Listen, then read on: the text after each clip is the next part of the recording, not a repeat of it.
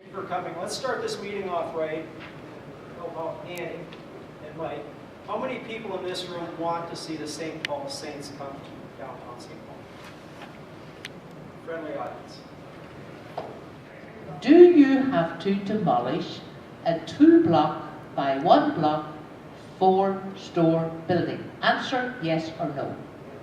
We do have to demolish the building, yes. The city's position is articulated on paper, and we've looked at it, we've examined facts, we've reported back on them. The facts related to this are very real.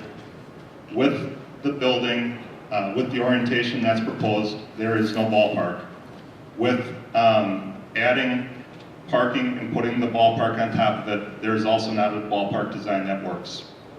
We also don't have a partner that's interested in that project. I'll let Annie speak to that. And again, I appreciate folks' time. I'm here. But I think it is too late. You didn't ask our opinion a year ago. Yes. You made your opinions. You didn't have your community meetings. And the mayor did not answer my phone call, and the Pioneer Press didn't print 2 of my letters, but they certainly did print Mayor Coleman's comments.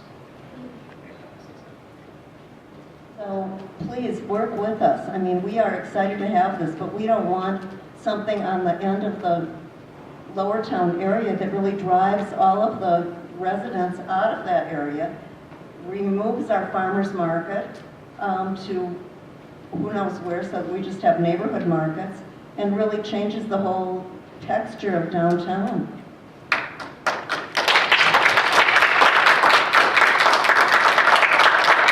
We want to be a part of the good people of Lower We Town. can increase the tax base of St. Yes. Paul by Yes. keeping the Gillette building Yes, standing. speaking the truth.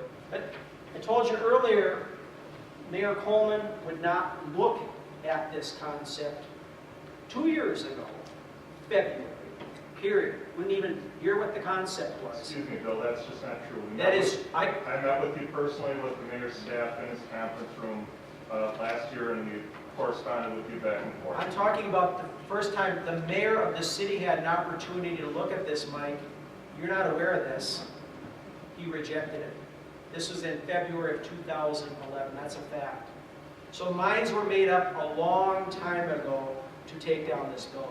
The parking is very important. Parking for the farmers market is critical. But I just want to say my heart goes out to all the people that live downtown that are going to be affected by this, because this is going to destroy where you are. The parking is a huge, huge issue, and it should be planned before this thing takes place. That's the bottom line. It's just like the light rail. They did the same thing. They took over 1,000 spots with light rail with no plans to replace them. Now, I'm not against the stadium. I'd love to see it happen. I'd love to see it get done right. And I get it done right or don't do it at all. And I have been very sad to see what short-sighted thinking appears to be going on in Minnesota politics, whether it's DFL or Republican.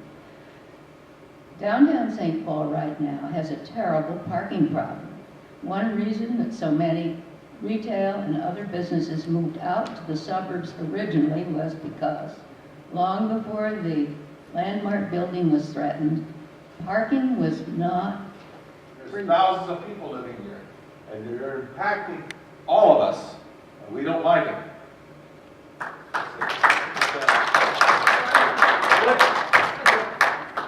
what can we do? Mayor Coleman, he wants the building down. You know, at this point, no matter what we say, he's right and we're wrong. You know, it's just Shame on him. Shame on the mayor. Shame on the mayor. he's wrong. If I thought this was a good idea, I would look you in the eye and tell you. I've been here, we've made a lot of mistakes. Look at Gaultier Plaza. I heard this doesn't have a feasibility study. Look what happened to Gaultier Plaza. Look what happened to Town Square, the World Trade Center. Feasibility studies don't often turn out the way we've been told they're going to. You got a man like Charles that knows the world. He says, we got something pretty big on our hands. I mean, this guy's an expert. You know. What can we do? You can email on your, if you haven't already, Fire the mayor. Fire the mayor. this isn't about politics right now. Okay? We don't have to fire anyone. This isn't about politics. Work together as Okay? a community. What can you do at this point? You've got take another flyer on your way out if you can. There's the mayor's email address, his phone number, CC the council. Tell them your thoughts. 60 letters were delivered to them this morning by the Market House people. There's also a petition form up here. If you'd like to take a petition form with the flyer, sell this idea to people. Start collecting signatures. Let the mayor see 100, 200, 300.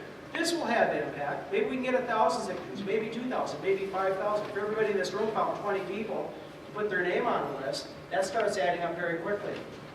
The theme of this effort is there is still time and let's do it right. Do the job right or not at all. Yeah. There's still time, let's do it right.